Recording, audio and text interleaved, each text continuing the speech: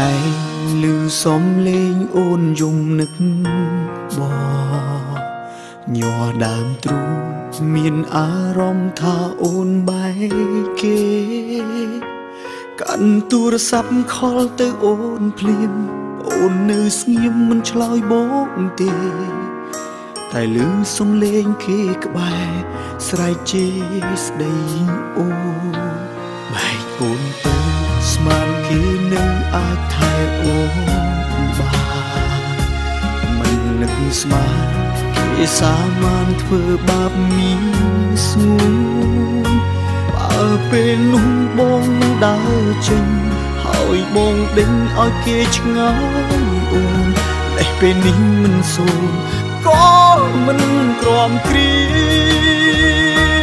បងខំហើយឲ្យអូនស្គាល់គេ